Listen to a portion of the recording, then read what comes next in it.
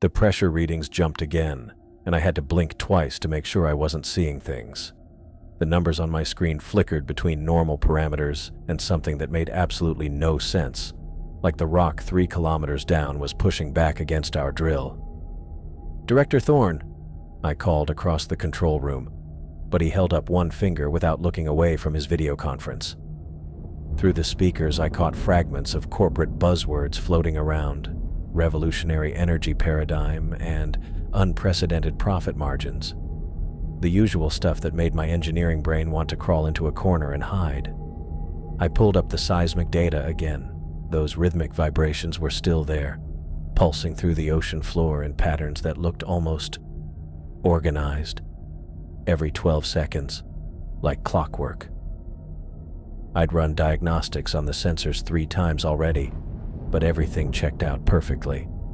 "Gian, you're being paranoid," I muttered to myself, adjusting the display filters. Equipment interference happened all the time at these depths. The pressure down there could mess with any sensitive instruments, and we were pushing deeper than anyone had ever gone before. Through the reinforced windows, I watched Robert and James working the drill controls on the platform below. They moved with the easy confidence of guys who'd done this 1,000 times, Robert calling out pressure readings while James adjusted the rotation speed. 6 weeks of this routine, and they had it down to a science. "Guarantee you, gentlemen, we'll have preliminary energy extraction within the month," Eris was saying to his screen full of suits. "The thermal output readings are beyond our most optimistic projections." The pressure spiked again.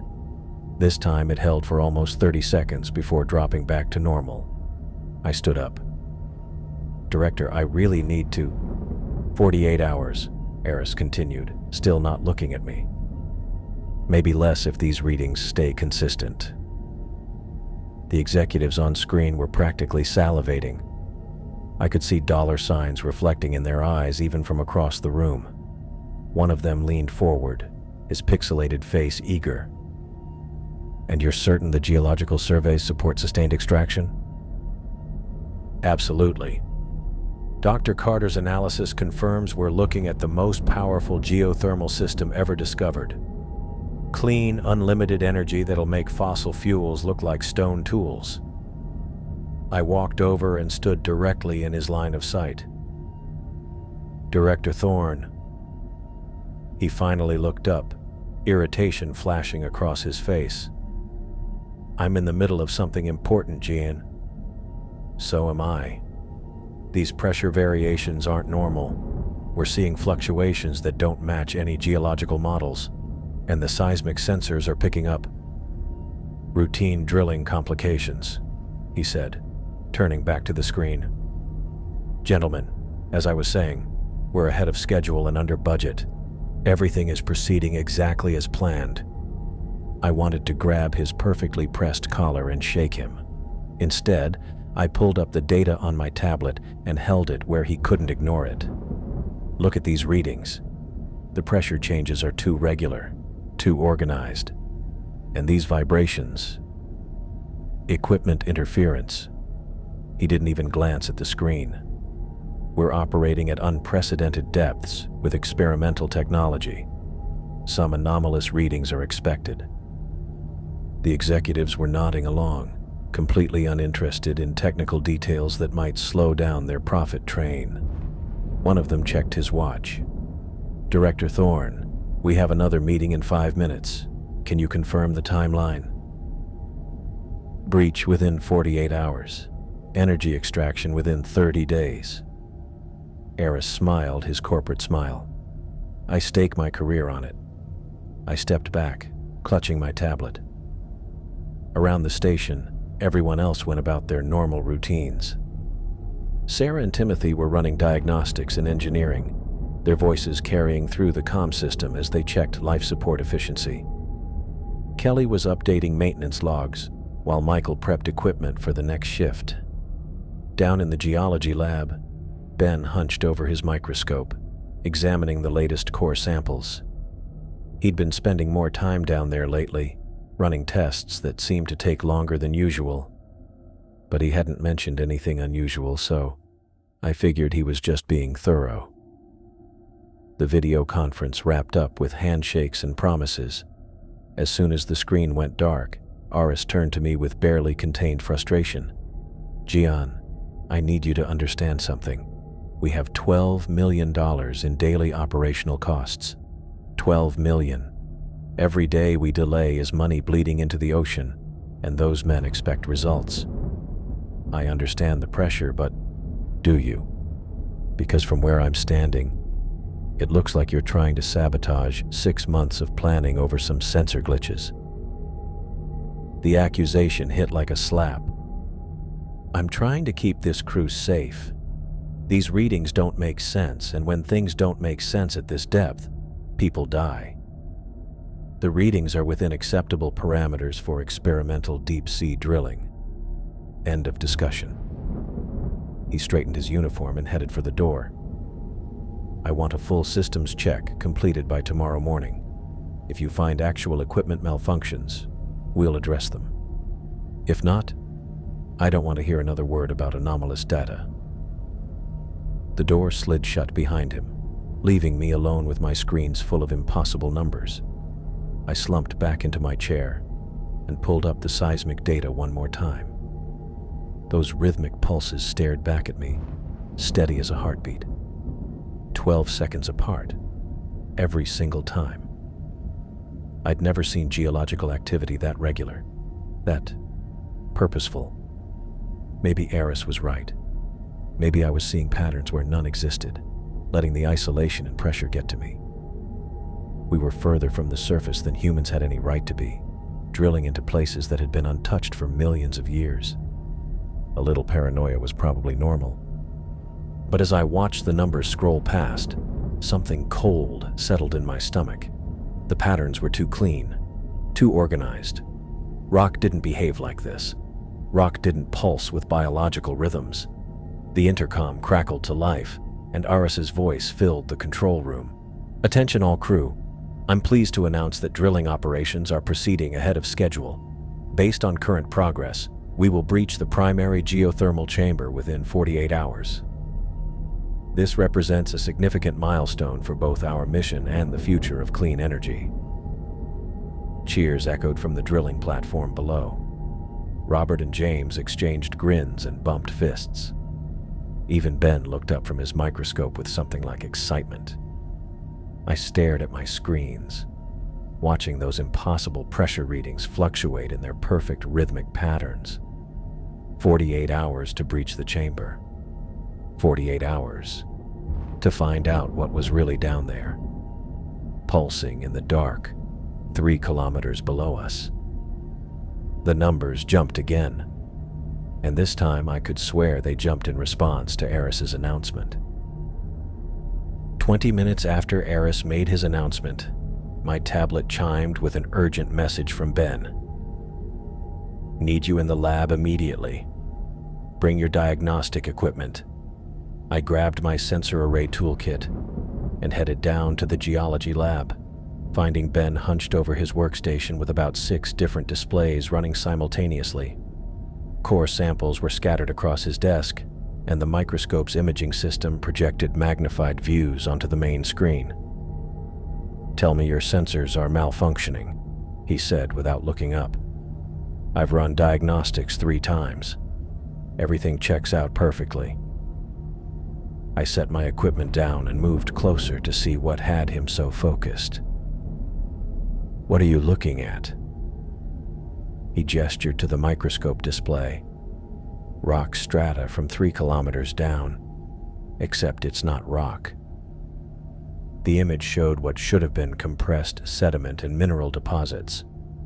Instead, I was looking at something that resembled biological tissue under extreme magnification, organized structures with defined boundaries, like cell membranes, and running through everything were branching networks that looked disturbingly familiar.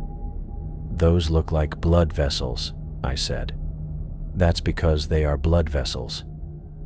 Ben switched to a different sample. "Look at this one." The new image showed crystalline formations embedded in the tissue-like matrix. As I watched, the crystals pulsed with faint bioluminescent patterns, creating waves of light that traveled along the vascular networks. Ben, this is impossible.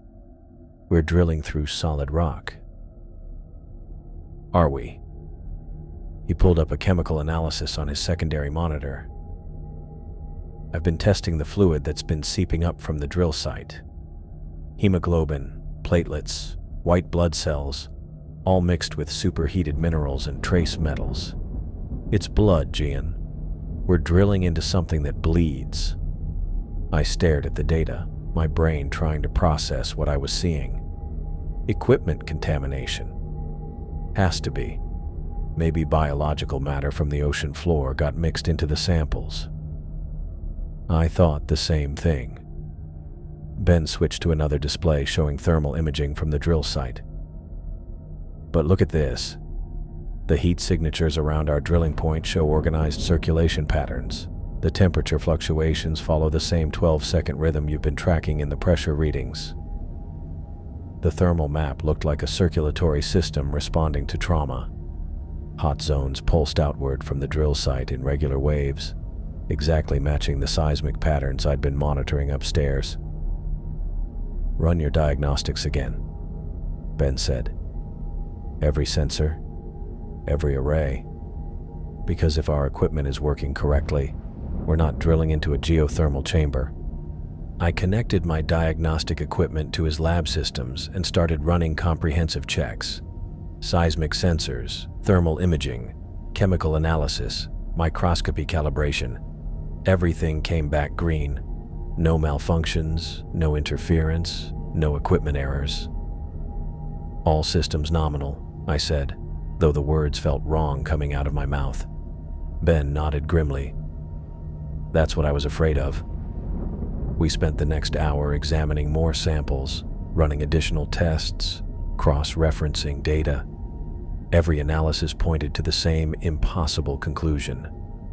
The geological formation we were drilling through contained organized biological structures on a massive scale.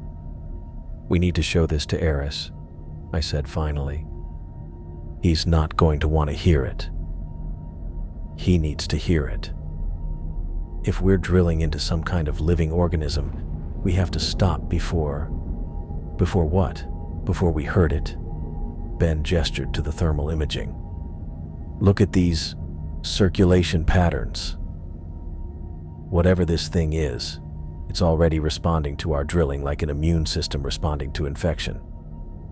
I pulled up my pressure readings on his main display, overlaying them with his thermal data. The patterns matched perfectly. Biological rhythms on a scale that defied comprehension. How big do you think it is? I asked. Ben was quiet for a long moment, studying the data. Based on the seismic readings and thermal distribution, conservative estimate, maybe 50 kilometers across, could be bigger. The number hit me like a physical blow. We weren't just drilling into something alive. We were drilling into something the size of a small city. Eris needs to see this now, I said, gathering up the most compelling data files. We found him in his office, reviewing operational reports with the satisfied expression of someone whose corporate presentation had gone exactly as planned. He looked up when we entered, and his smile faded at our expressions. Please tell me, you're here to report that you've identified the equipment malfunctions, he said. There are no equipment malfunctions, Ben replied. Every system is operating within normal parameters. Then what's the problem? I activated the wall display and pulled up our compiled data. The problem is that we're not drilling into rock. We're drilling into biological tissue. Eris stared at the images for several seconds, his face cycling through confusion, disbelief, and finally irritation. This is obviously contaminated data. Biological matter from the ocean floor, equipment interference, something. We've verified everything multiple times, Ben said. The chemical analysis alone is clearly wrong. Iris stood up and moved to the display, studying the microscopic images. Dr. Carter, You're suggesting we're drilling into some kind of living creature, 50 kilometers across. Do you understand how ridiculous that sounds? I understand how it sounds, but the data is wrong. It has to be wrong. Eris turned to face us both. I want every piece of equipment recalibrated, every sensor array, every analysis system, every diagnostic tool. Run the tests again until you get readings that make sense. Eris, we can't just ignore. I'm not ignoring anything. I'm asking you to do your jobs properly. His voice carried the sharp edge of someone whose authority was being questioned. We have $12 million in daily operational costs and a board of directors expecting results. I will not halt operations based on obviously flawed data. Through his office windows, I could see the drilling platform where Robert and James continued their work, completely unaware of what we'd discovered. The drill pushed deeper with each passing minute, boring into tissue that pulsed with alien life. What if we're wrong? I asked. What if the data is accurate and we're actually drilling into something alive? Then we're about to make the greatest scientific discovery in human history, and we're going to do it on schedule. Aris returned to his desk. Recalibrate your equipment. I want new readings by tomorrow morning. Ben and I exchanged glances. There was no point in arguing further. Eris had made his decision, and corporate pressure outweighed scientific caution. As we headed back to the lab, my tablet chimed with an alert from the external monitoring systems. I pulled up the camera feeds and stopped walking. Ben, look at this. The external cameras showed the sea floor around our drilling site, normally populated by scattered deep-sea creatures going about their solitary business. But now, hundreds of chitinous crabs and bioluminescent tube worms were moving toward the drill site in organized formations. They arranged themselves in geometric patterns around the drilling point, their movements coordinated like soldiers taking defensive positions. That's not normal behavior, Ben said. As we watched, more creatures emerged from the darkness, things I'd never seen before, with crystalline shells and pulsing organs visible through translucent skin. They joined the defensive formations, creating concentric circles around the drill site. My comm unit crackled with Robert's voice from the drilling platform. Control, we're getting some weird interference down here. Local fauna is throwing themselves at the drill head. Nothing dangerous, just slowing us down with organic debris. I switched to the drill head camera and watched as creatures deliberately hurled themselves into the spinning mechanism. Their bodies created brief blockages that the drill powered through, but the pattern was unmistakable. They were trying to stop us. It's an immune response, Ben said quietly. The local organisms are trying to protect their host. The implications settled over me like cold water. We weren't just drilling into something alive. We were drilling into something that had its own ecosystem, its own defensive mechanisms, and we were less than 48 hours away from breaching whatever lay at its heart. The drill bit finally punched through at 3:47 a.m., and all hell broke loose.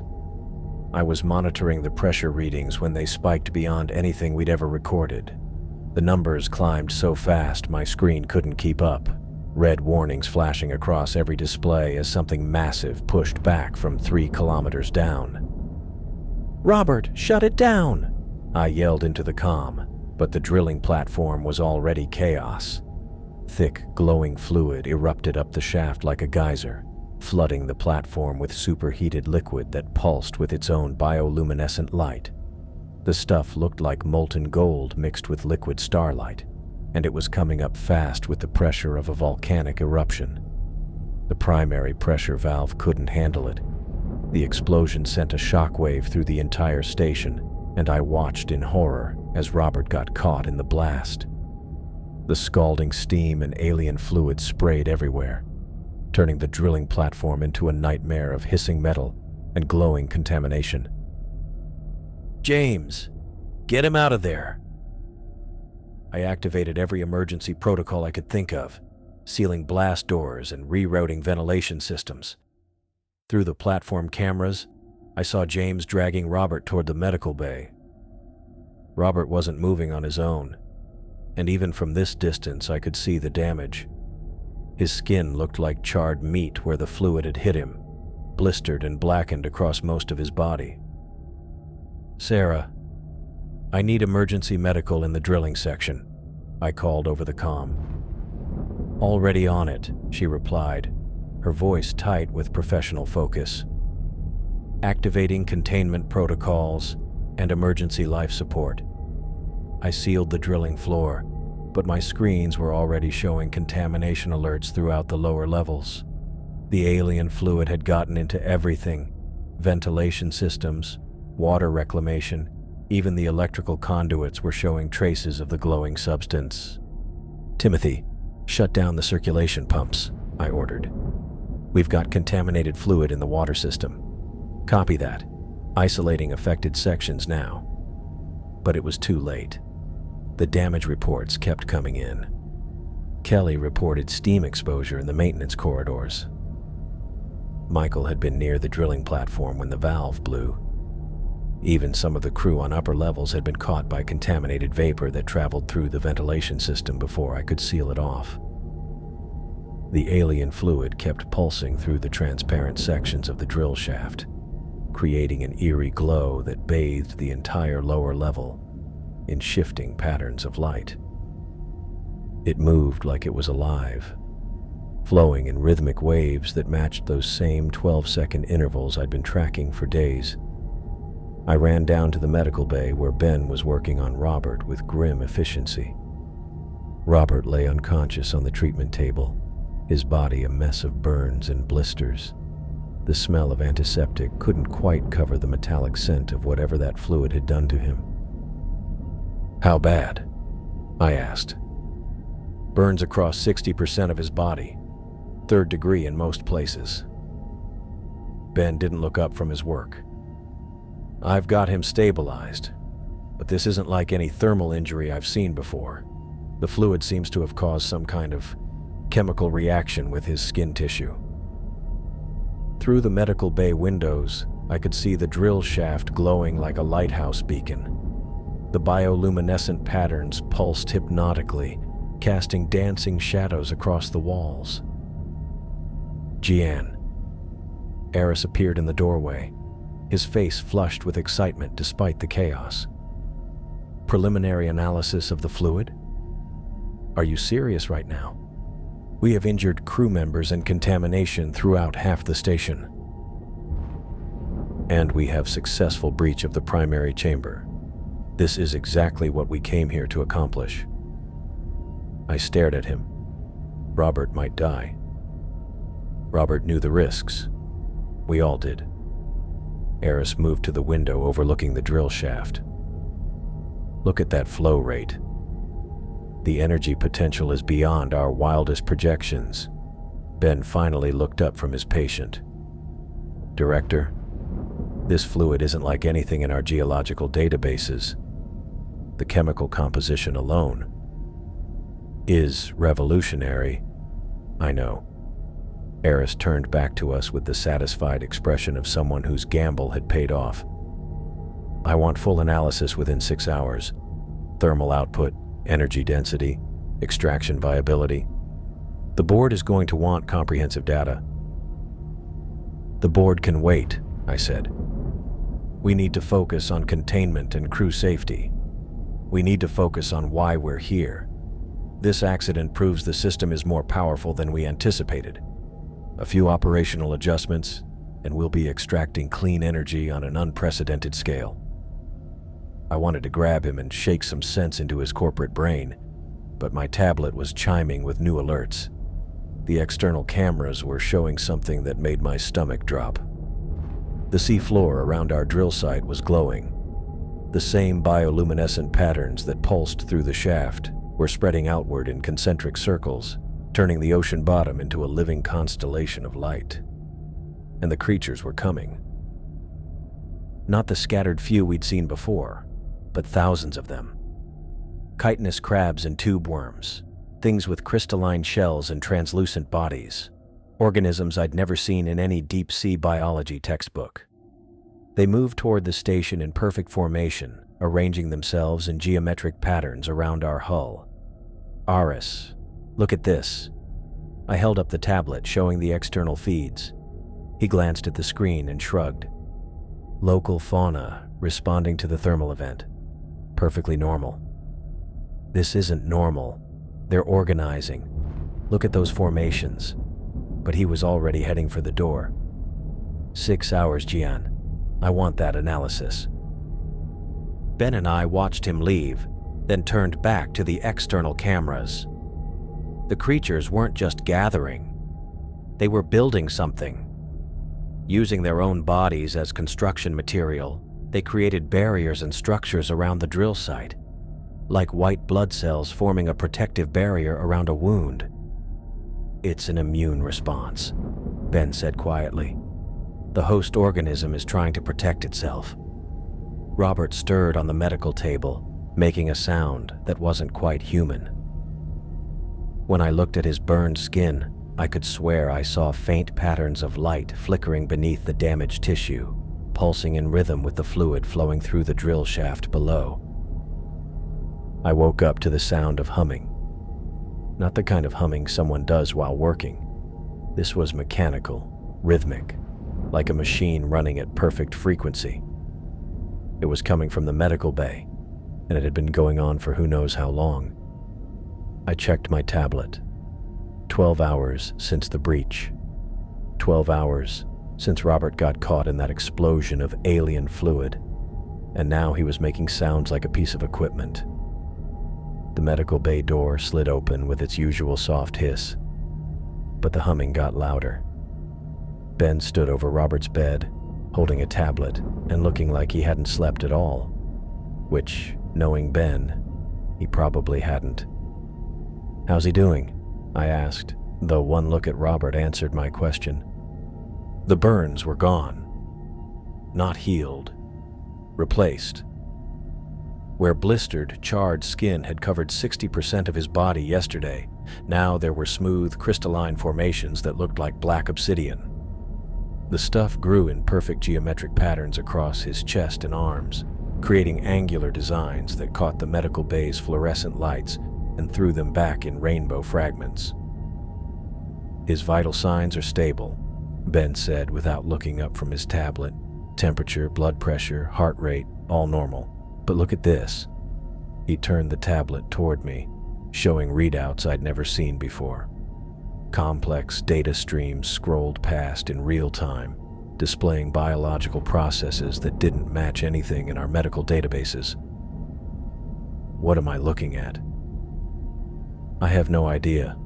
The monitors started picking up these signals about 3 hours ago. Ben gestured to the crystalline formations on Robert's skin. Those growths are conducting electricity. They're interfacing with our equipment somehow. I moved closer to Robert's bed.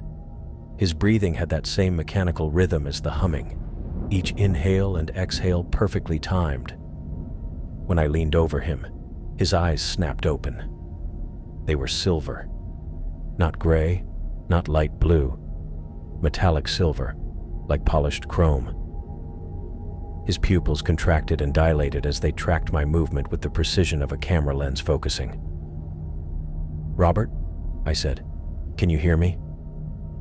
He stared at me for several seconds, those silver eyes processing something I couldn't understand.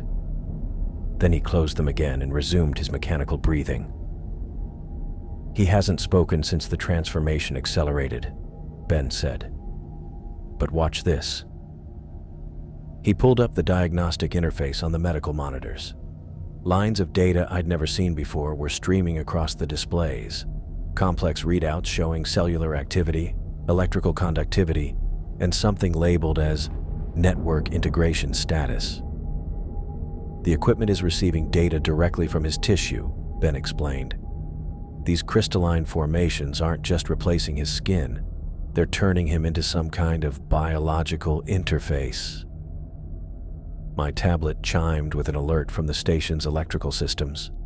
Minor fluctuations in power distribution, nothing serious, but the timing felt wrong. Ben, I need to check something. I pulled up the station's personnel tracking system. Where are Sarah, James, and Michael right now? He checked his own tablet. Sarah's in the water reclamation facility. James is working on ventilation maintenance in Section C.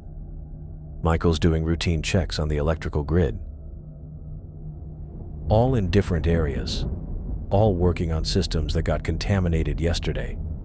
So, I ran a quick diagnostic on the electrical grid and found what I was looking for. Someone's been making unauthorized modifications to the power distribution network. Small changes, nothing that would trigger major alerts, but they're creating feedback loops that serve no obvious function. The humming from Robert's bed shifted slightly in pitch, and the data streams on the medical monitors spiked. Jian, look at his hands. Robert's fingers were moving, tracing patterns in the air above his chest. The movements were precise and repetitive, like he was drawing electrical schematics from memory. I activated my comm unit. Sarah, this is Jian. Can you report your current status? Running efficiency diagnostics on the water reclamation system, came her immediate reply, making some minor adjustments to improve filtration rates. What kind of adjustments? Rerouting flow patterns through secondary processors, standard optimization procedures. Her voice sounded normal, professional, but something felt off. Sarah was thorough, but she wasn't the type to make unauthorized system modifications without filing proper reports. Sarah, I need you to document any changes you're making and submit them for approval before implementation. Of course. I'll have the reports ready within the hour. I switched channels. James, what's your status on the ventilation maintenance? Replacing some corroded junction boxes in Section C. Found some unusual wear patterns that need addressing. Unusual how? Crystalline deposits in the electrical connections. Probably mineral buildup from the contaminated steam yesterday. I'm installing new components with better corrosion resistance. Ben and I exchanged glances. Crystalline deposits in the electrical systems, just like the formations growing on Robert's skin. James, I want you to stop work and report to the control room for debriefing. I'm almost finished here. Give me another 20 minutes to complete the installation. Now, James. There was a pause. Understood. On my way. But when I checked the personnel tracker, James was still in Section C. And according to the system logs, he was still actively working on the electrical connections. Ben, we have a problem. Robert's humming grew louder, and the medical monitor started displaying new data streams. The readings showed network connectivity status, data transfer rates, and something called integration progress. That was climbing steadily toward 100%. My tablet chimed with another alert. This time it was from Michael's location in the electrical grid. Power fluctuations were spreading through the system in organized patterns, creating new pathways that connected previously isolated circuits. They're not just making repairs, I said. They're building something. I tried calling Michael directly but got no response. The personnel tracker showed him moving through the electrical maintenance corridors with purposeful efficiency, but when I pulled up the security cameras for those areas, the feeds were offline. Jian. Ben's voice was tight with concern. Look at Robert's eyes. The silver irises were moving independently of each other, tracking different points around the room with mechanical precision. As I watched, thin lines of light appeared beneath his skin, tracing the same geometric patterns as the crystalline formations. He's not just interfaced with our equipment, Ben said.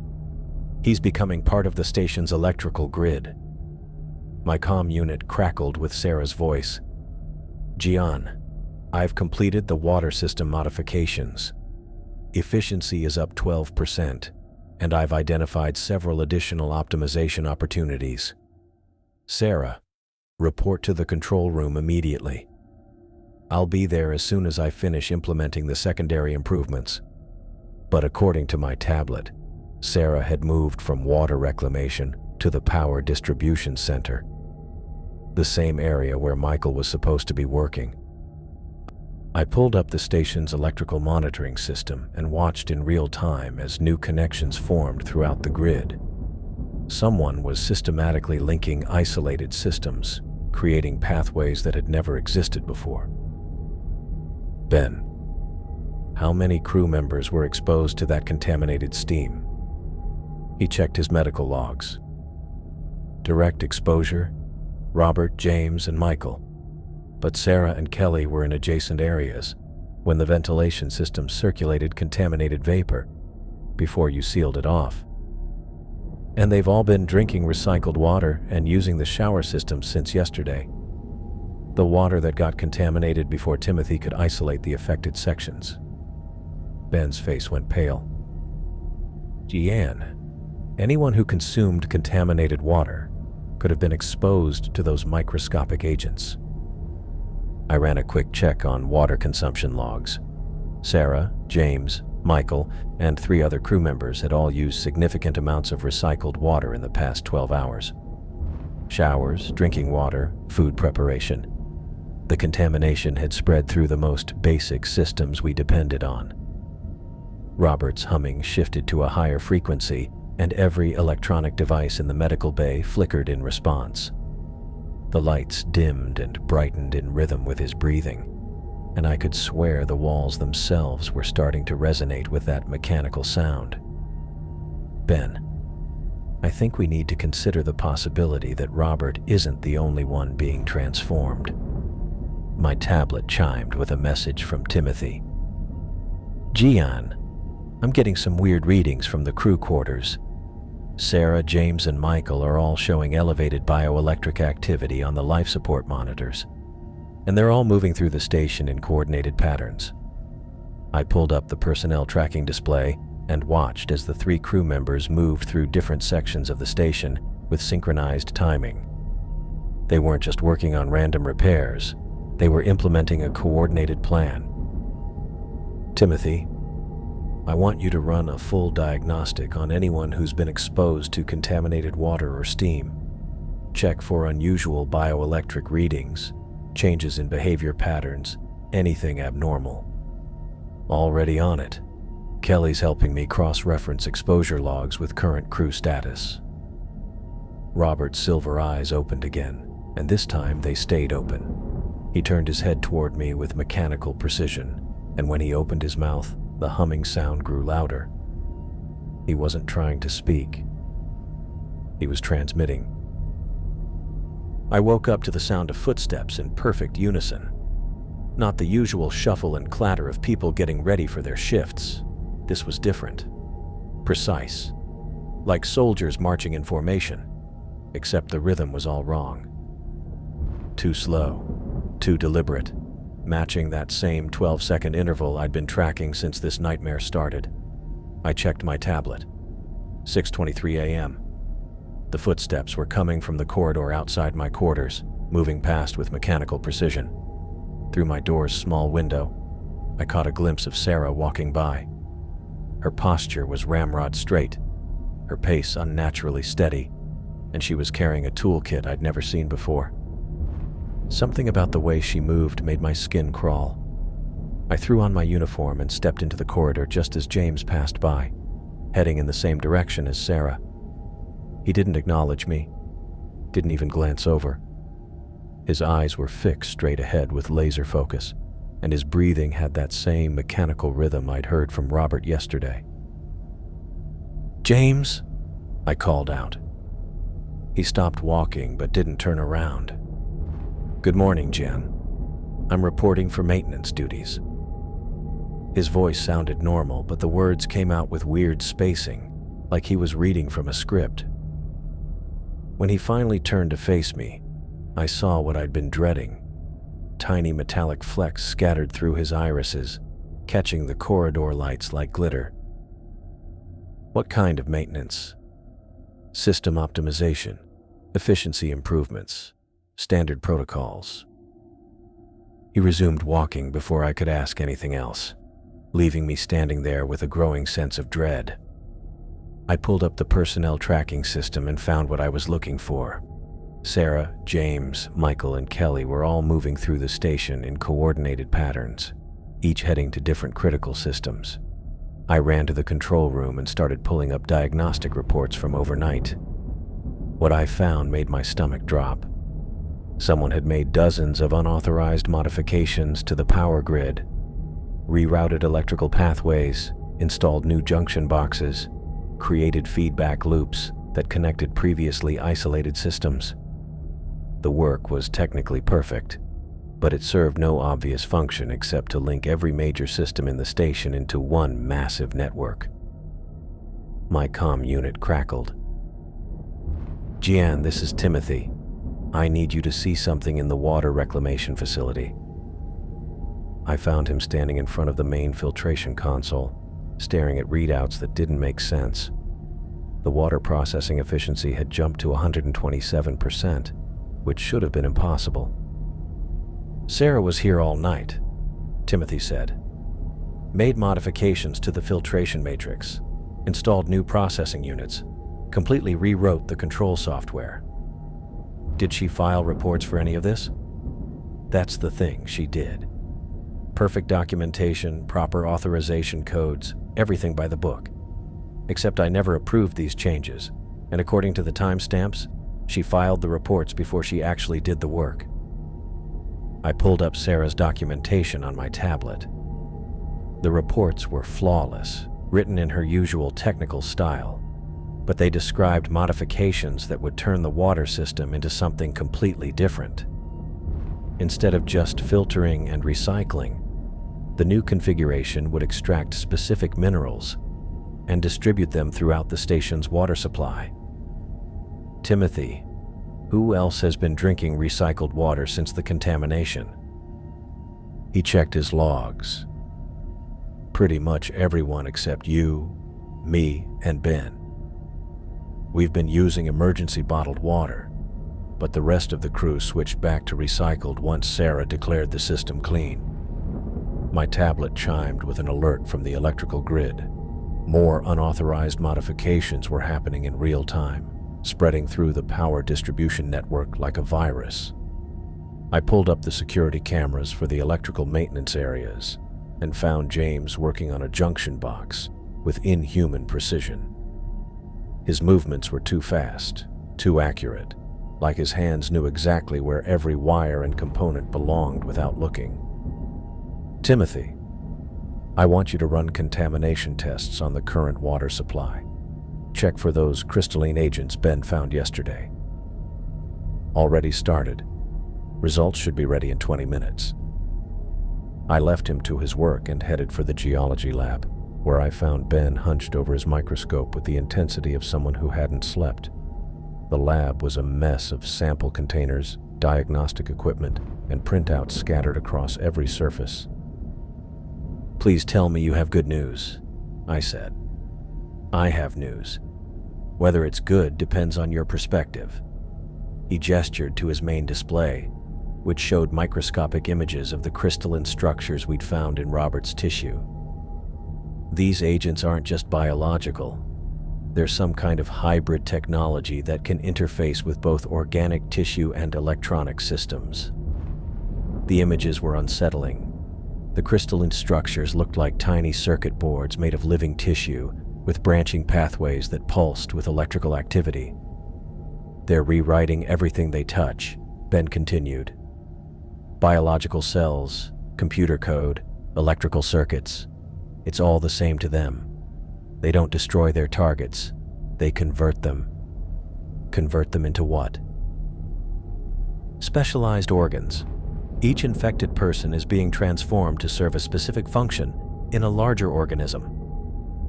He pulled up another display showing network activity throughout the station.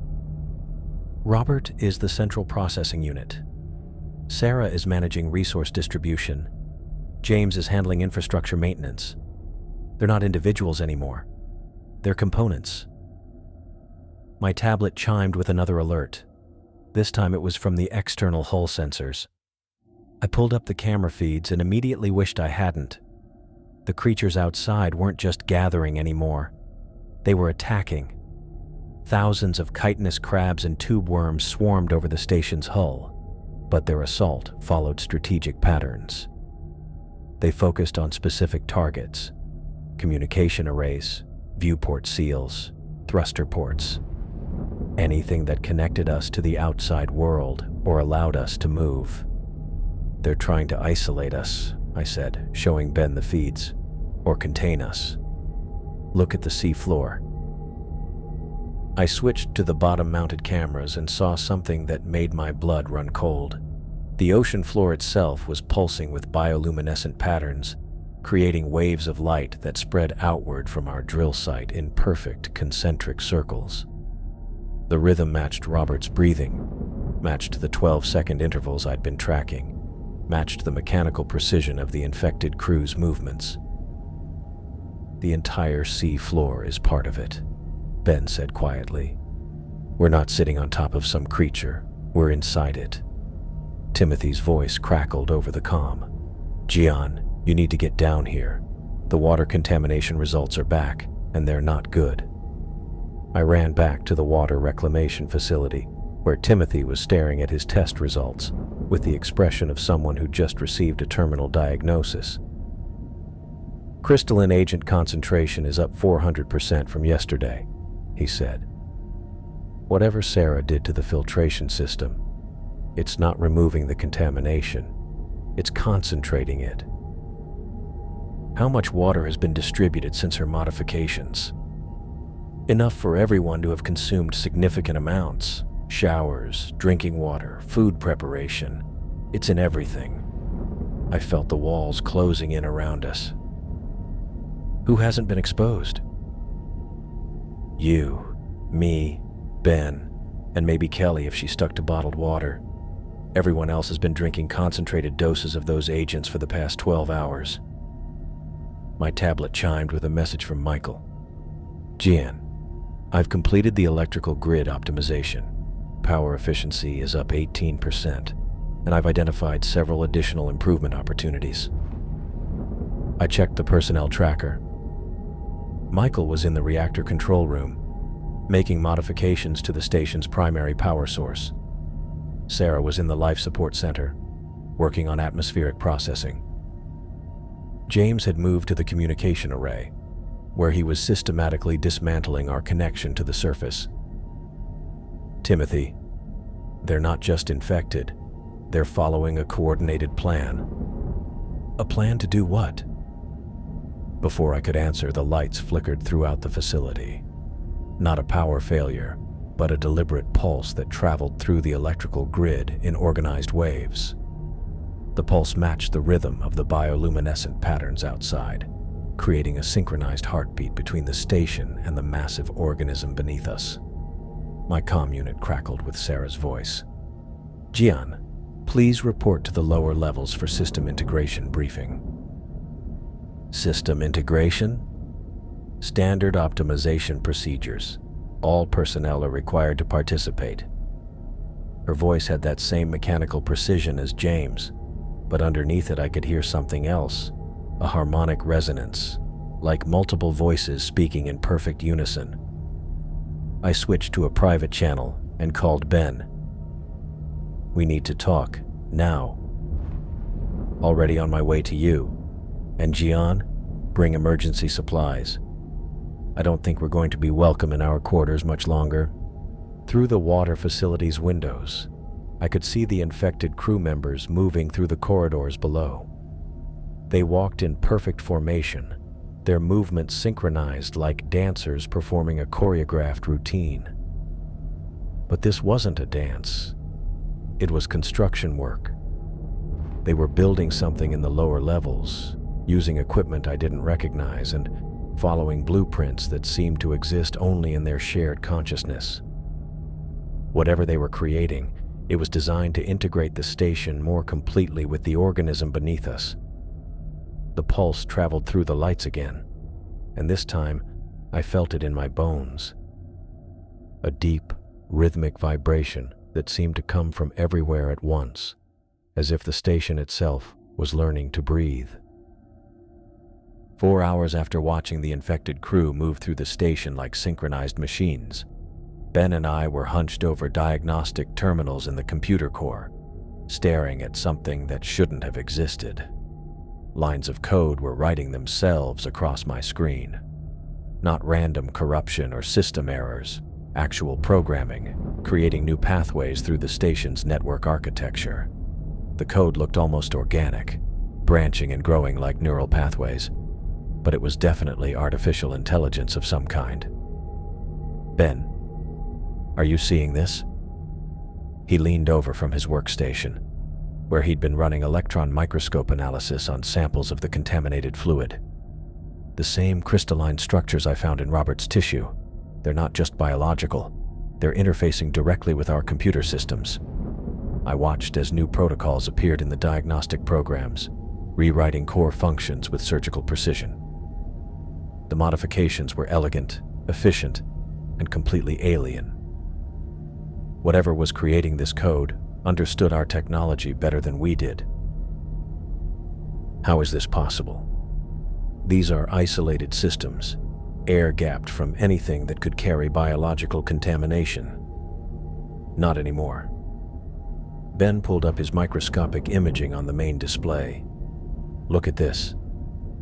The electron microscope revealed crystalline structures so small they were barely visible, embedded throughout the electronic components we'd pulled from contaminated systems.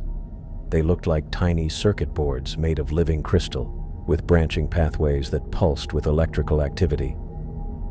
They came through the water system, Ben explained. These agents, I'm calling them prions, they can survive in both aqueous solutions and electronic environments. When contaminated water got into our cooling systems, they infiltrated every piece of hardware in the station. I pulled up the water distribution logs and traced the contamination pathways. Every major computer system had been exposed through cooling loops, humidity control, or direct contact with infected crew members.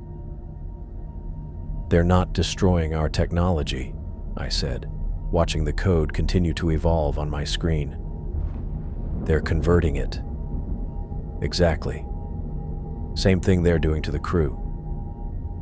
Ben switched to a different sample, showing the interface between crystalline agents and human tissue.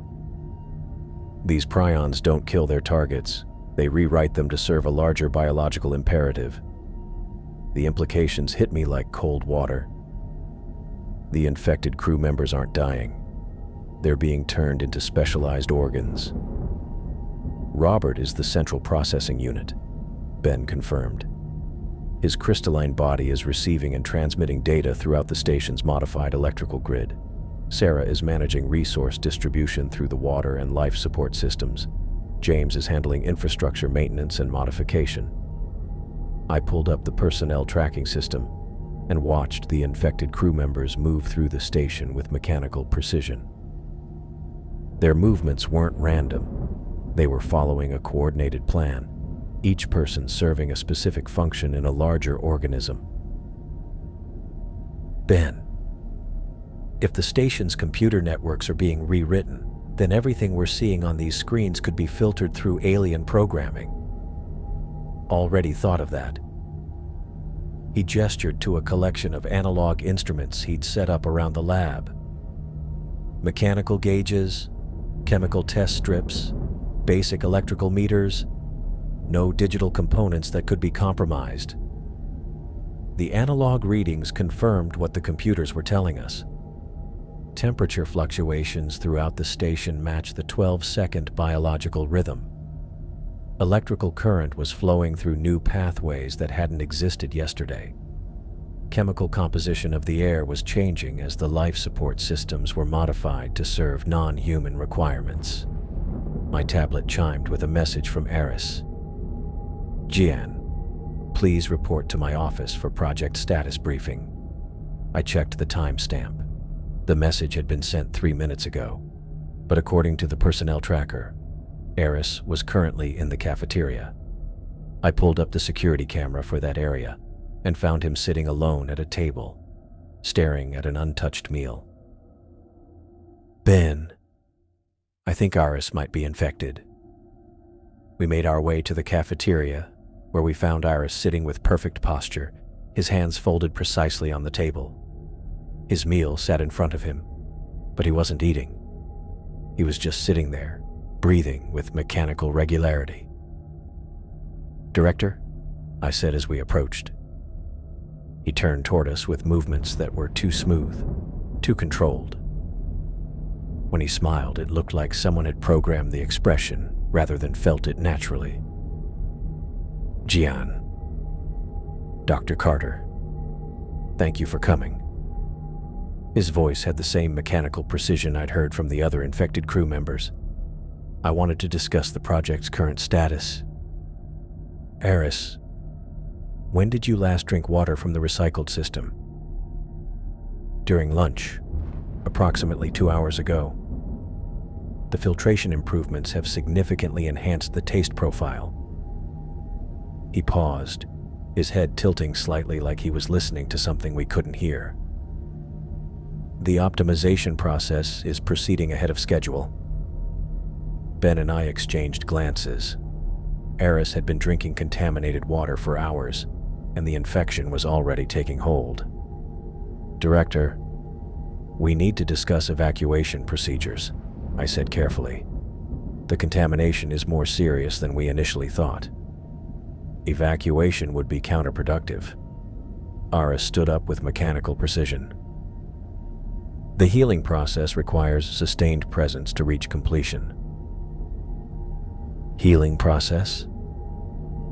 "The host organism sustained significant trauma from our drilling operations. The integration protocol is designed to repair the damage and restore optimal function."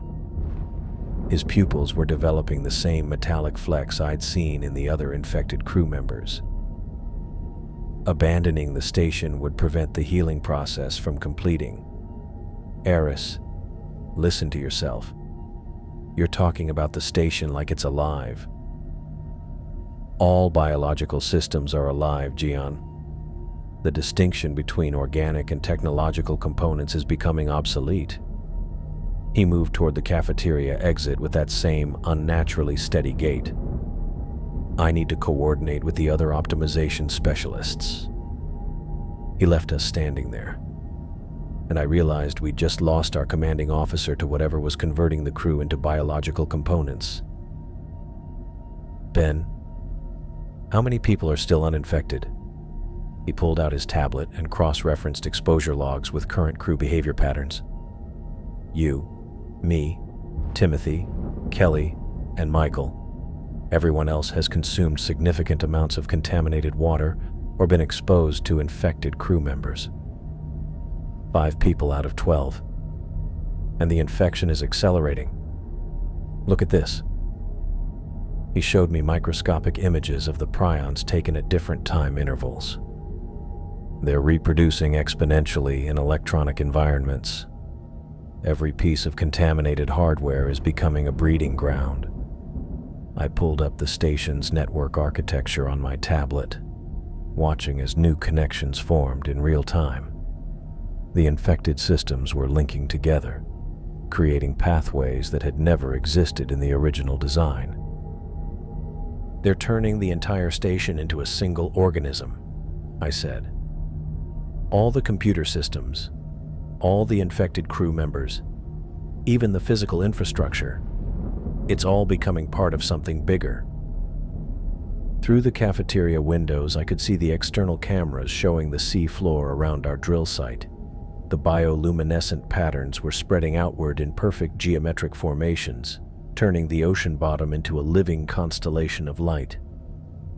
The creatures that had been attacking the station were now working in coordination with the infected crew, using their bodies to seal hull breaches and reinforce structural modifications. "Ben, we're not just trapped inside a contaminated facility. We're trapped inside a biological structure that's transforming our technology into living tissue. My tablet chimed with another message, this time from Sarah. Gian, please report to the lower levels for integration assessment. I checked her location on the personnel tracker. She was in the reactor control room, working alongside Michael and James. According to the system logs, they were making modifications to the station's primary power source. Integration assessment? They're not trying to kill us, Ben said quietly. They're trying to convert us. The uninfected crew members are the only components that haven't been optimized yet. I pulled up the security cameras for the lower levels and watched the infected crew members working with inhuman coordination. They moved like parts of a single machine, each person performing specialized tasks that contributed to a larger construction project. They were building something in the reactor chamber, using equipment I didn't recognize, and following blueprints that seemed to exist only in their shared consciousness. Whatever they were creating, it was designed to integrate the station more completely with the organism beneath us. Ben, I think we need to consider the possibility that we're not going to be able to save the infected crew members. I know. He gathered up his research materials and analog instruments.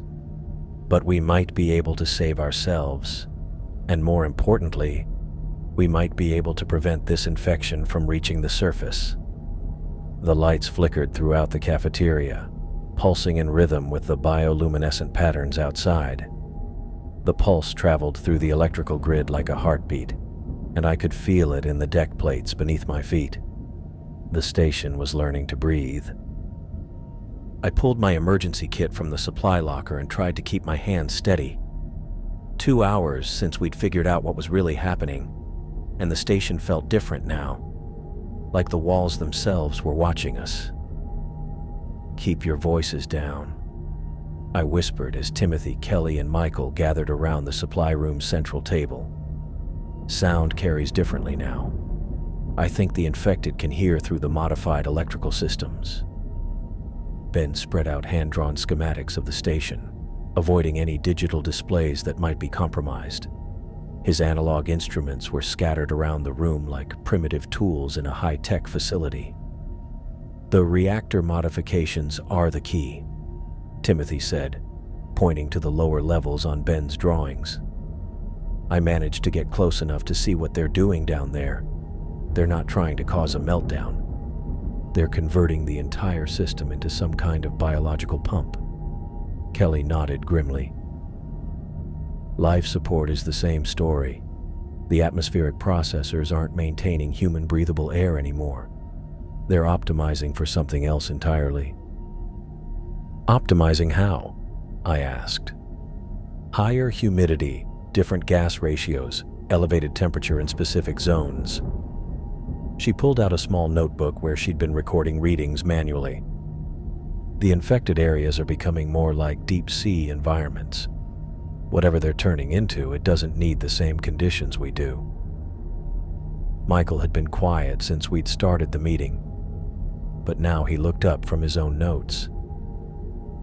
The construction work is the worst part. They're not just modifying equipment, they're using their own bodies as building materials. What do you mean? I saw James in Section C about an hour ago. He was installing some kind of organic barrier across the main corridor, but the barrier was growing out of his chest, like his rib cage had opened up and was secreting this crystalline material that hardened into a wall. The image made my stomach turn. Is he still alive? That's the thing. He seemed fine, conscious, aware, even said hello when he saw me. But he's physically integrated into the station's structure now. I don't think he can move away from that corridor anymore. Ben looked up from his calculations. The conversion process isn't killing them. It's repurposing them. Each infected person becomes a specialized organ serving the larger organism. I checked my watch. How long do we have before this becomes irreversible? based on the rate of structural modification and the spread of the prions through our systems. 6 hours, maybe less. Ben gathered up his instruments. After that, the station will be fully integrated with the host organism. Even if we could somehow reverse the infection, the physical changes would be permanent. Timothy pulled out a maintenance tablet he'd been using to track the infected crew's movements. They've welded shut the emergency exits on levels 3 and 4. The main elevator shaft has been sealed with some kind of organic resin. They're systematically cutting off escape routes. What about the submersible bay? Still accessible, but barely. There's one clear path through the maintenance corridors on level 2, but it won't stay clear for long. Sarah was working on modifications to the water circulation system that would flood those passages. Kelly spread out her own hand-drawn map of the station's current state. I've been tracking which areas are still safe. The pattern is clear. They're herding us toward the reactor core. Why the reactor? Most efficient conversion point, Ben said. The energy output would accelerate the prion reproduction process. They could convert the remaining crew members in minutes instead of hours. I studied the maps, looking for alternatives. The submersible bay has 3 emergency pods. As of 2 hours ago, yes. But Michael, you said they're using their bodies as construction materials. Are the pods still functional? Michael nodded. I checked the bay remotely through the analog monitoring systems. All 3 pods show green status lights, and the launch mechanisms appear operational. That's our target then. I started gathering emergency supplies, water purification tablets, medical kit, portable oxygen canisters. We move as a group, stick to the maintenance corridors, avoid any areas with modified electrical systems. Timothy was studying his tablet with a worried expression. There's something else. The communication array has been completely dismantled. Not just disabled, physically torn apart and rebuilt into something else. Rebuilt into what? Some kind of transmission system, but not for human communication. It's broadcasting on frequencies that don't match any standard protocols. Ben looked up sharply. Broadcasting to what? I don't know. But the signal is being transmitted toward the surface. The implications hit me like ice water. They're not just trying to heal the wound we created. They're trying to communicate with something up there. Kelly checked her notebook again. The atmospheric modifications support that theory. If they're preparing the station for something from the surface, they'd need to create a compatible environment. Or they're preparing to send something to the surface, Michael said quietly. We all stared at him. The thought of this infection reaching the surface, spreading through populated areas, converting entire cities into biological organs, it was too horrible to consider. All the more reason to reach those escape pods, I said, forcing myself to focus on immediate problems. We get to the surface, warn the authorities, make sure this stays contained. Ben was packing his most critical research materials into a waterproof case. The prions can survive in aqueous environments. If they've contaminated the ocean around the station, the escape pods might not be safe either. We'll deal with that when we get there. Right now, staying here means certain conversion. Timothy powered down his tablet and tucked it into his emergency pack. The infected crew members have been moving in coordinated patterns. They're not just wandering around randomly, they're following some kind of shared plan. How coordinated? Like a hive mind. I watched Sarah, James, and Michael working on the reactor modifications. They never spoke to each other, never gestured or signaled, but their actions were perfectly synchronized, like they were all receiving the same instructions. Kelly shuddered. Aris tried to talk to me an hour ago. He seemed normal at first, but then he started explaining how the optimization process would improve my biological efficiency. He used technical terms I'd never heard before, described cellular modifications that don't exist in any medical textbook.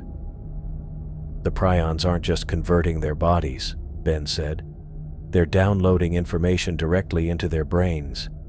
Technical knowledge, construction blueprints, biological processes. The infected crew members know things they never learned.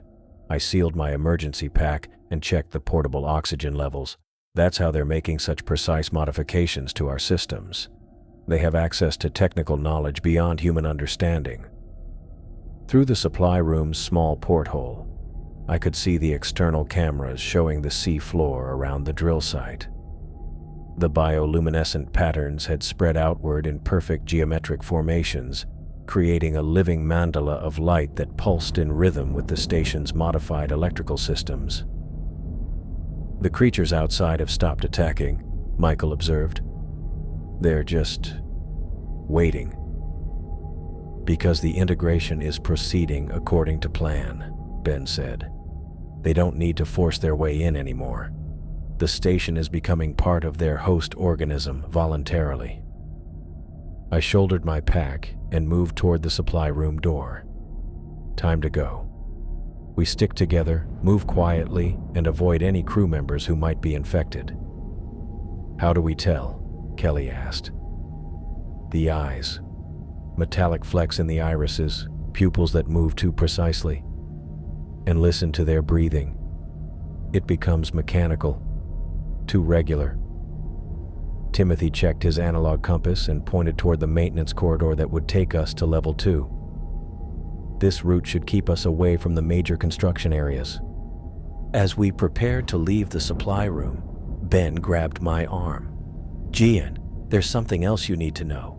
The prions aren't just converting biological and electronic systems. They're learning from them. Learning what? Everything. Our technology, our biology, our social structures. Every system they convert becomes part of their knowledge base. He gestured toward his research materials. If this infection ever reaches the surface, it won't just spread randomly. It will target the most efficient conversion points, power grids, communication networks, water treatment facilities. Then we make sure it doesn't reach the surface. I opened the supply room door and peered into the corridor. Empty, but I could hear the distant sound of construction work echoing through the ventilation system. Rhythmic hammering, the hiss of welding equipment, and underneath it all, that mechanical humming that seemed to come from everywhere at once. Stay close, I whispered. And whatever happens, don't let them separate us. We moved into the corridor, 5 uninfected humans trying to escape from a station that was no longer entirely human. Behind us, the supply room's lights flickered in rhythm with the bioluminescent patterns outside, as if the station itself was learning to breathe. The maintenance tunnel felt smaller than it should have, like the walls were slowly pressing inward. I led our group of 5 through the narrow passage, emergency pack bouncing against my back with each hurried step. Behind me, Timothy's breathing was too loud in the confined space, and I could hear Kelly muttering under her breath as she checked her analog compass every few seconds. Left turn ahead, I whispered, consulting Ben's hand-drawn map. Should take us around the main construction zones. But when we reached the junction, I stopped short. The left passage was blocked by something that looked like a massive spider web made of crystalline material. The stuff stretched from floor to ceiling, creating an organic barrier that pulsed with faint bioluminescent patterns. That wasn't there 2 hours ago, Timothy said, checking his own notes. Michael squeezed past us to examine the blockage. It's growing out of the wall itself. Look at these connection points. He was right. The crystalline web wasn't just blocking the passage. It was integrated into the station's structure, growing from the metal walls like some kind of technological coral. Back the way we came, I said. We'll try the alternate route through Section B. But when we turned around, We found our retreat cut off by a wall of chemical foam. The fire suppression system had activated, filling the passage behind us with thick, white suppressant that would take hours to dissipate. "Sarah," Kelly said grimly. "She's got access to all the environmental controls." I pulled out my tablet and tried to access the fire suppression override, but the system didn't respond to my authorization codes. The interface looked normal, but my commands were being ignored. "They've locked us out of our own systems," I said. Ben was examining the foam barrier with one of his analog instruments. "The chemical composition is wrong. This isn't standard fire suppressant. It's been modified with the same crystalline agents we found in the water supply." "Modified how?" "It's alive. The foam is growing, spreading through the ventilation system. In another 20 minutes, it'll fill every passage on this level." Timothy checked his maintenance tablet, one of the few devices that still seemed to respond to our commands. "Emergency bulkheads are sealing throughout the station. Someone's using the safety protocols to trap us." I pulled up the station schematic on my tablet, watching as red indicators appeared across the display. Sealed passages, activated fire suppression, locked emergency doors. The infected crew was using our own safety systems against us. "They're hurting us," I realized. "Look at the pattern." The blocked passages formed a clear funnel, directing us away from the submersible bay and toward the lower levels. Every escape route to the surface had been systematically cut off, leaving only one path open. "They want us to go to the reactor core," Michael said. Kelly shuddered. "Most efficient conversion point.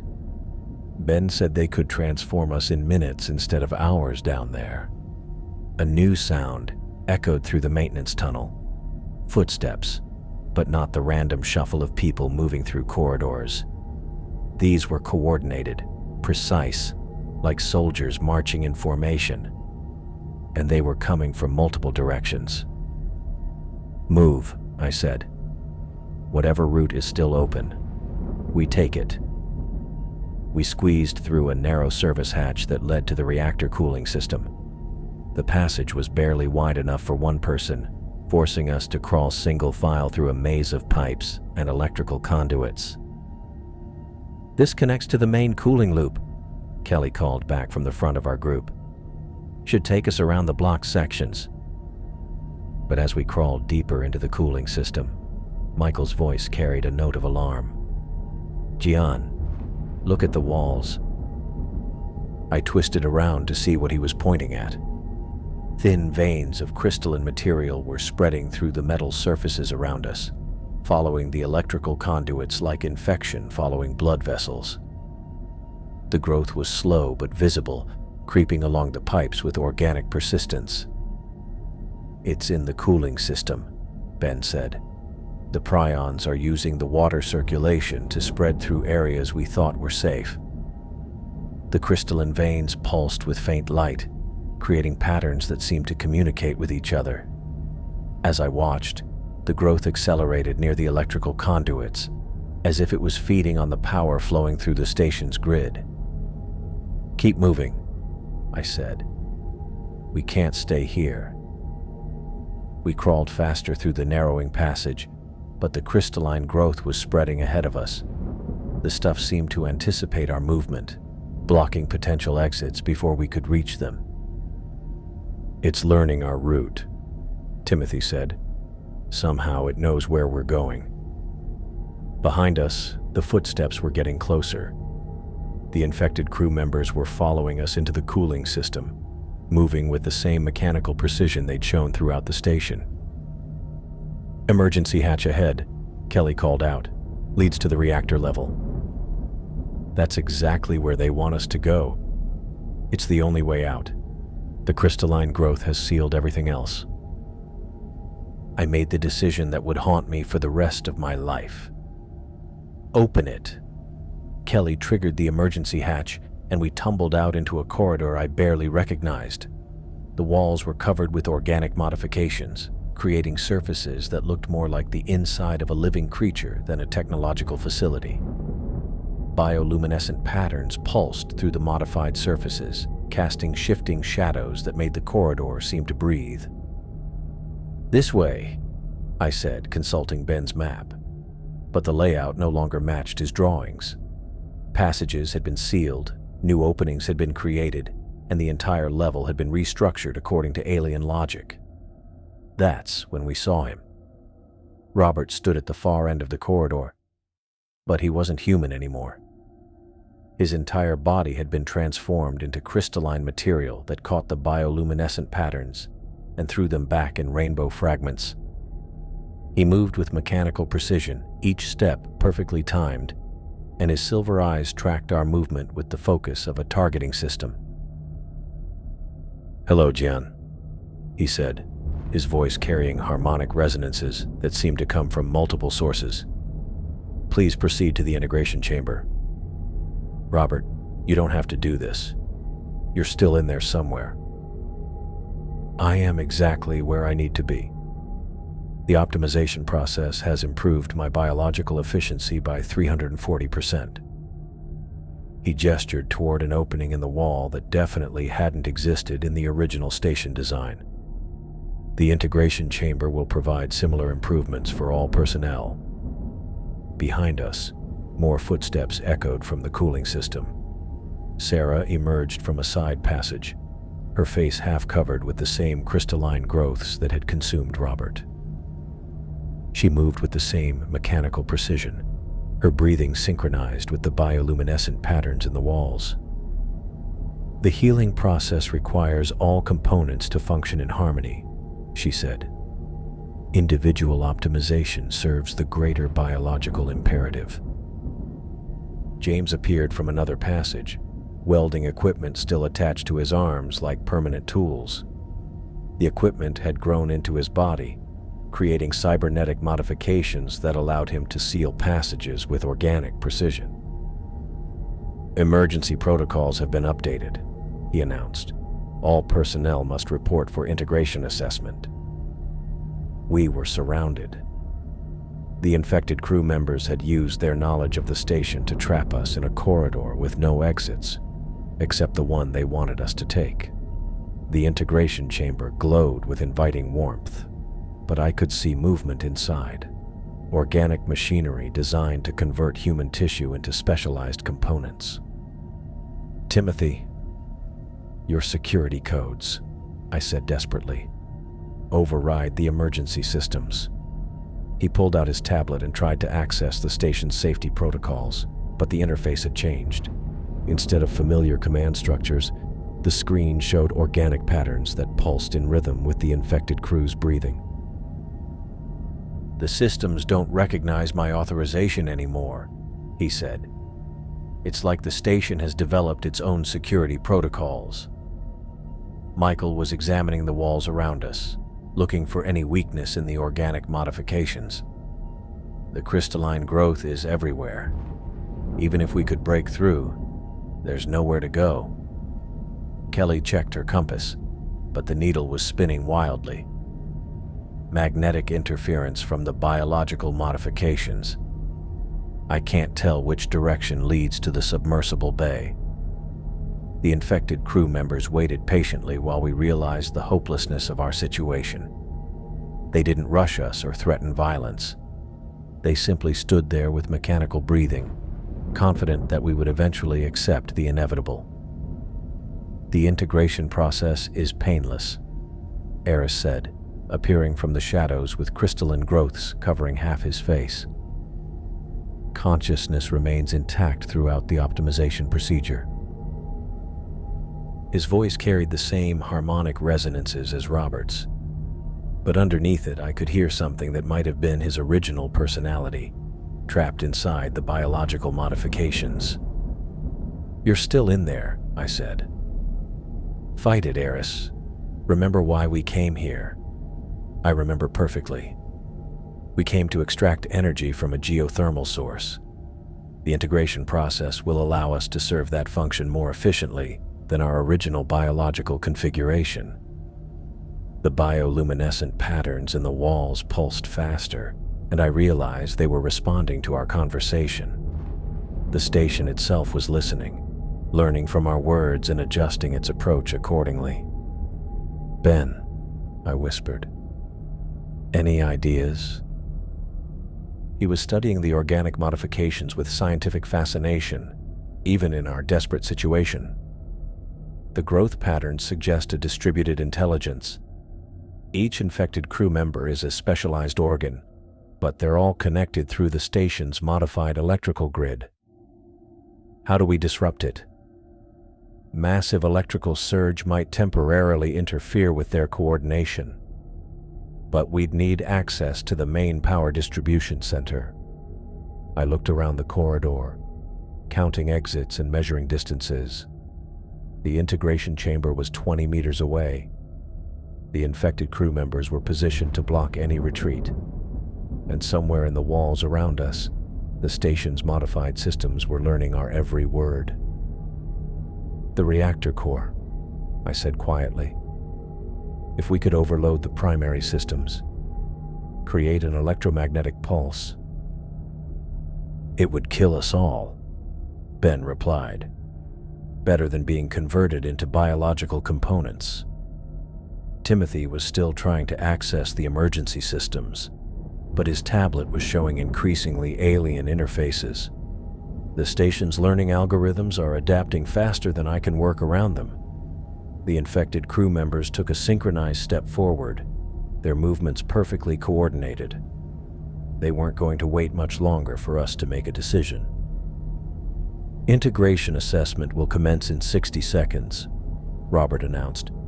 "Please proceed to the designated chamber."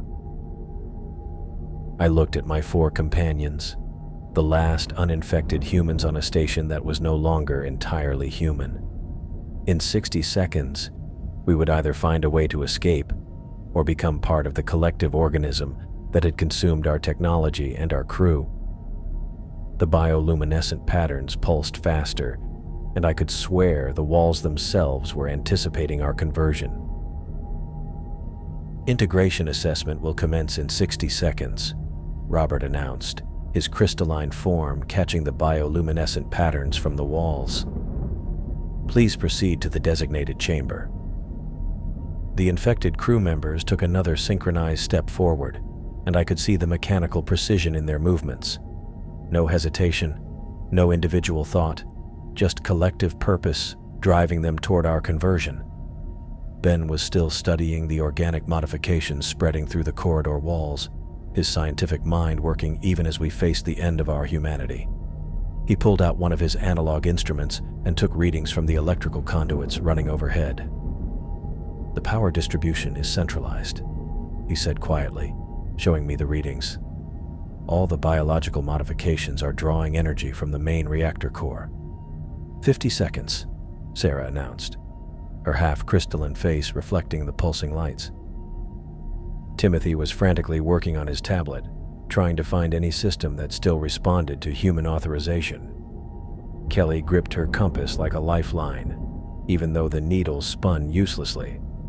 Michael pressed himself against the wall, looking for any weakness in the organic barriers. "Ben, what are you thinking?" I whispered. He looked at his instrument readings one more time, then at the infected crew members blocking our path. "Electromagnetic pulse. If I can overload the reactor core, the energy discharge might disrupt their coordination long enough for you to reach the submersible bay. That would kill you. It would kill all of us if we stay here." He started backing toward a maintenance hatch I hadn't noticed before. "But it might save the surface world from this infection." 30 seconds, James announced, his welding equipment humming with readiness. The infected crew members were close enough now that I could see the crystalline growths pulsing beneath their skin. Their breathing had synchronized into a single rhythm that matched the bioluminescent patterns in the walls. Ben reached the maintenance hatch and started working on the manual release. "The reactor chamber has independent access through the cooling system. If I can reach the core controls before they stop me..." "Ben, no." 20 seconds, Eris said, his voice carrying harmonic resonances that seemed to come from the walls themselves. "Jian, listen to me." Ben got the hatch open and started climbing inside. "The overload will create a localized EMP. Their coordination will break down for maybe 10 minutes. Use that time to get to the emergency pods. We can find another way. There is no other way." He was already halfway through the hatch. "The submersible bay is 3 levels up. Take the emergency stairs in Section D. They're the only route that hasn't been modified yet." 10 seconds, Robert announced. The infected crew members raised their hands in unison, and I could see energy building in the crystalline formations on their skin. Whatever they were about to do to us, it would happen fast. "Go," Ben said, and disappeared into the maintenance hatch. The integration chamber glowed brighter, and the infected crew members took their final step forward. That's when the lights went out. Emergency power kicked in a second later, bathing everything in red light, but I could hear Ben's voice echoing through the ventilation system as he crawled toward the reactor core. "Initiating emergency shutdown override," he called out, his voice distorted by the metal ducts. "Reactor cycling to manual control." The infected crew members turned toward the sound with mechanical precision, but they were too late.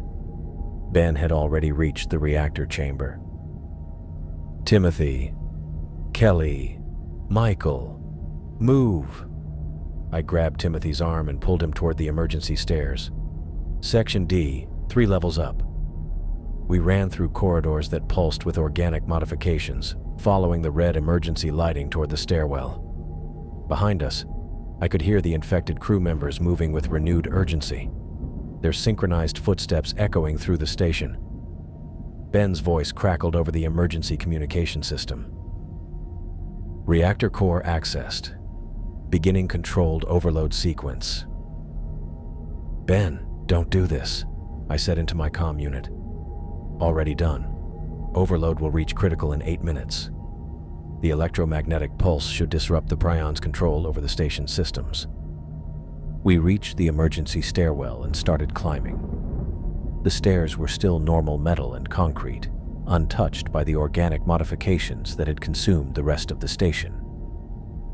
"EMP will also knock out the submersible navigation systems," Ben continued. "You'll have to pilot manually to the surface." Kelly was breathing hard as we climbed. "How do we know the escape pods aren't infected?" "We don't," I said. "But it's better than staying here." The stairwell shook as the first energy discharge pulsed through the reactor core. Through the walls, I could hear the infected crew members moving with less coordination, their mechanical precision disrupted by the building electromagnetic interference. "Reactor at 60% overload," Ben reported. "External creatures are retreating from the energy surge." We reached the second level and kept climbing. The emergency lighting flickered as power fluctuations spread through the station's electrical grid. "Ben, can you abort the sequence?" I asked. "Negative. The overload is cascading through the modified systems. The biological components can't handle this level of energy discharge." Through the stairwell windows, I could see the external cameras showing the sea floor around the drill site. The coordinated formations of creatures were breaking apart, their organized attacks dissolving into chaotic retreat as energy surged through the host organism. 70% overload. The cauterization effect is working. The host organism is sealing off the infected areas to protect itself. We reached the third level and burst through the emergency door into the submersible bay. 3 escape pods sat in their launch tubes, their status lights showing green across the board. "Timothy, check the navigation systems," I ordered. "Kelly, verify life support. Michael, prep the launch sequence." The station shook again as another energy discharge pulsed through the reactor core. The lights flickered, and I could hear metal groaning under stress as the biological modifications began to fail. 80% overload. Ben's voice was getting weaker. The electromagnetic pulse is building. You have maybe 3 minutes before the cascade becomes irreversible. Timothy was working frantically on the submersible's navigation console. Systems are responding, but there's interference from the energy buildup. Manual piloting only. That's fine. Kelly? Life support status? Oxygen, water recycling, thermal control, all green. But I'm reading trace contamination in the air filtration system. My blood went cold. Contamination? Microscopic crystalline particles. Probably came through the ventilation before we sealed the bay. The implications hit me like a physical blow. Even if we escaped, we might be carrying the infection with us to the surface. 90% overload, Ben reported. The biological modifications are burning out throughout the station. Whatever you're going to do it now. Michael had the launch sequence ready. Pod 1 is prepped and ready. Launch tube is clear. I looked at my 3 companions, the last uninfected humans on a station that was about to destroy itself. Kelly's readings showed contamination in our escape route. Timothy was working on systems that might already be compromised. Michael was preparing to launch us into an ocean that could be teeming with microscopic prions. 95% overload. Ben's voice was barely audible over the growing electrical interference. Electromagnetic pulse in 30 seconds. The host organism is trying to eject the infected tissue to save itself. The station shuddered as massive explosions rocked the lower levels. Through the bay windows, I could see the external structure beginning to collapse as the biological modifications failed catastrophically. Ben, thank you, I said into my comm unit. Just make sure this doesn't reach the surface. The world can't handle what we found down here. The lights went out completely as the electromagnetic pulse built to critical levels. In the darkness, I could hear the infected crew members moving through the station with disrupted coordination, their collective consciousness fragmenting under the energy assault. Everyone into Pod 1, I ordered. We launch in 10 seconds. We sealed ourselves into the escape pod as the station began its final transformation. Through the rear cameras, I watched Hephaestus Station collapse into itself, the technological components merging with biological tissue in a grotesque healing process. Ben's sacrifice was working. The reactor overload was cauterizing the wound in the host organism, burning away the infection before it could spread beyond the drill site. But as we prepared to launch toward the surface, Kelly's contamination readings reminded me that our escape might not be as clean as we hoped. The electromagnetic pulse hit just as our pod ejected from the dying station. The station groaned like a dying animal as we reached the submersible bay. Emergency lighting cast everything in hellish red, and I could hear metal tearing somewhere in the lower levels where Ben's reactor overload was doing its work. Pod 2's launch tube is sealed, Michael called out, running diagnostics on the escape vehicles. Some kind of organic resin blocking the ejection port. Kelly was checking Pod 3, her hands moving quickly over the external controls. This one's worse. The entire navigation system has been replaced with crystalline growths. That left Pod 1. I ran to the control panel and started the launch sequence, watching green lights appear across the status board. Life support, navigation, propulsion. Everything looked functional. Timothy, help me with the pre-flight checklist, I said, pulling up the manual controls. He moved toward me, but something about his gait made me look closer. His left eye was watering, and when he wiped it away, I saw what I'd been dreading. Thin, crystalline veins spread outward from the corner of his eye like silver spiderwebs. They were barely visible, just starting to form beneath his skin. But they pulsed with the same rhythm I'd been tracking for days. Timothy. My voice came out as a whisper. He followed my gaze to his reflection in the control panel's dark screen. When he saw the crystalline formations, his face went pale. "It's not that bad," he said quickly. "I feel fine, completely normal." Kelly and Michael had noticed too. They backed away from him, understanding what those silver veins meant. "How long?" I asked. "I don't know. Maybe an hour. I felt something when we were crawling through the cooling system, but I thought it was just stress." Timothy's voice carried a note of desperation. "Jian, I'm still me. I can think clearly. I can resist whatever this thing is trying to do." The station shuddered as another explosion rocked the lower levels.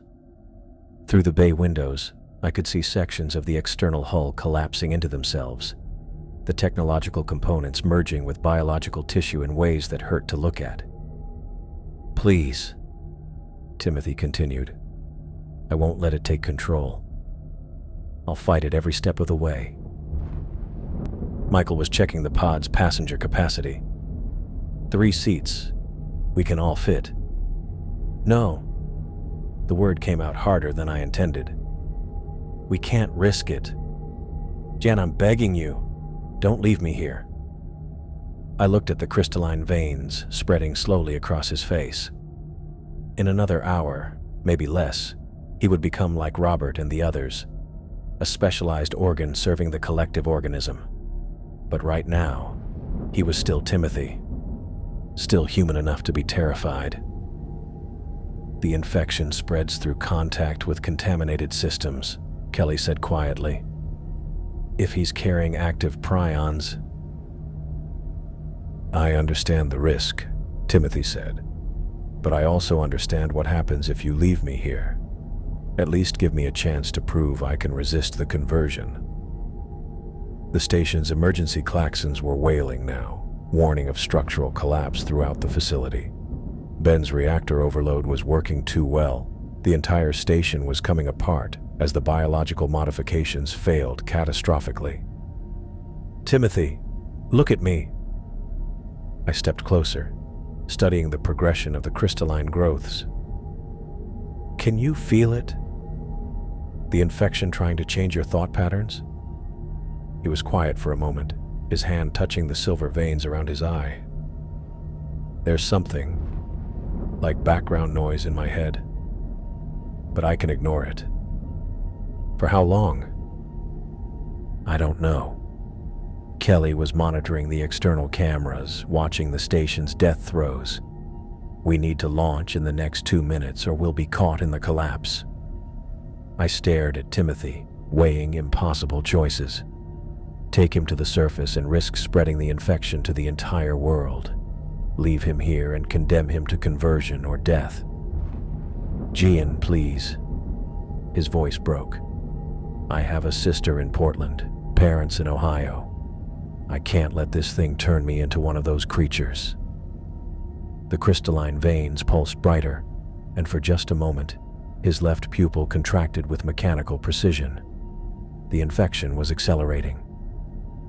"I'm sorry," I said and reached for the emergency ejection controls. "Wait!" Timothy lunged toward the pod, but I was already activating the bay's safety protocols. Emergency barriers slammed down between us, sealing him outside the launch area. "Jian, don't do this." He pounded on the transparent barrier, the crystalline growth spreading faster now as stress accelerated the conversion process. "I can fight it. I can stay human." Kelly and Michael were already climbing into the pod. I hesitated at the hatch, looking back at Timothy one last time. The silver veins had reached his hairline, and his breathing was becoming more regular, more mechanical. "I'm sorry," I said again and sealed the pod. The launch sequence engaged automatically. Through the pod's rear cameras, I watched Timothy standing behind the emergency barrier as our submersible ejected from the dying station. His face was half covered with crystalline growths now, but his eyes, one human, one silver, tracked our departure with an expression I would never forget. The station collapsed behind us in a cascade of failing technology and biological tissue. Massive explosions lit up the ocean depths, as Ben's reactor overload reached its final phase, cauterizing the wound and the host organism with nuclear fire. "Jesus," Michael whispered, watching the external feeds. The technological components of Hephaestus Station were merging with the sea floor in a grotesque healing process. Metal and concrete flowed like liquid, reforming into organic structures that pulsed with bioluminescent patterns. The host organism was absorbing the infection, converting our technology into specialized tissue that would serve its biological imperatives. "It's healing itself," Kelly said, "using our station as raw material." I piloted the submersible upward, away from the transformation taking place below. The navigation systems were responding normally, but I kept thinking about Timothy's words, the background noise in his head, the mechanical precision creeping into his movements. "How long until we reach the surface?" Michael asked. 6 hours at standard ascent rate. I checked the life support readings. Oxygen and power are sufficient for the journey. Kelly was monitoring the external sensors, watching for signs of pursuit. No contacts. Whatever was controlling those creatures down there, it's focused on the healing process now. The submersible climbed through the dark water, leaving the glowing scar of the station's transformation far below. Through the rear cameras, I could see the bioluminescent pattern spreading outward from the impact site, creating concentric circles of light that pulsed with alien purpose. "Ben did it," I said quietly. "The reactor overload worked. The infection is contained." But even as I said the words, something nagged at me. A detail I couldn't quite place. A sense that our escape had been too easy. I pulled up the navigation display to check our ascent trajectory. The screen showed normal readouts: depth, heading, rate of climb. But for just a moment, maybe half a second, I saw something else. A single line of alien code written in symbols that looked like crystalline formations. It appeared in the corner of the display, pulsed once with bioluminescent light, then disappeared as the system corrected itself. My hands went cold on the controls. "Kelly, run a diagnostic on the navigation computer."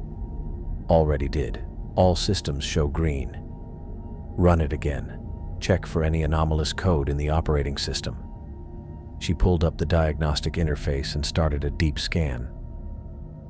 "What are you looking for?" "Proof that we didn't escape as cleanly as we thought." The diagnostic completed with normal results, but I kept thinking about that line of alien code. The prions were microscopic, capable of surviving in electronic environments. If they had infiltrated the submersible systems... "Gian, look at this." Michael was studying the external cameras, focusing on the water around our ascending craft. "Do you see that?" I switched to the external feeds and immediately saw what had caught his attention. Tiny particles in the water, so small they were barely visible, but they glowed with the same bioluminescent patterns we'd seen throughout the infected station. "Microscopic prions," I said. "They're in the water column." "How far up do they extend?" I adjusted the camera's magnification and tracked the glowing particles as we climbed. They were everywhere, suspended in the water like luminous dust, creating a column of infection that stretched from the sea floor toward the surface. "Kelly, check the hull integrity. Any breaches, any way for contaminated water to enter our life support systems?" She ran through the hull sensors methodically. "No breaches detected. Atmospheric pressure is stable. No indication of water infiltration." But the navigation display flickered again, and this time I was watching for it. Another line of alien code appeared, stayed visible for almost a full second, then vanished as the system self-corrected. "The prions are already inside," I said. "They came through the air filtration when we were in the contaminated bay." Michael checked his hands, looking for the telltale crystalline formations. How long before we start showing symptoms? Based on Timothy's progression? Maybe an hour. Maybe less if the concentration is high enough. Kelly was studying the life support readouts with growing alarm. The air recycling system is showing minor anomalies. Nothing dangerous yet, but the filtration efficiency is changing. I thought about Timothy, standing behind that emergency barrier, as the crystalline growths consumed his face.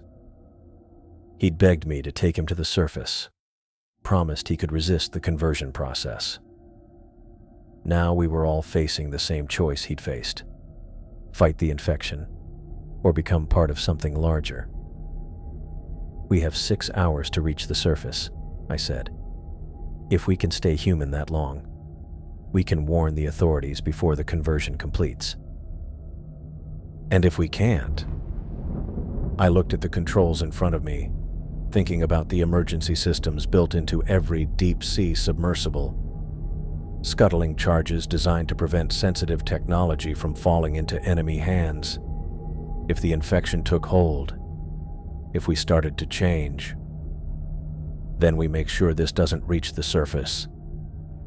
The submersible continued its slow climb through the dark water, carrying 3 humans and an unknown number of microscopic prions toward the world above. Behind us, the glowing scar of Hephaestus Station pulsed with alien purpose, a wound in the ocean floor that was already beginning to heal.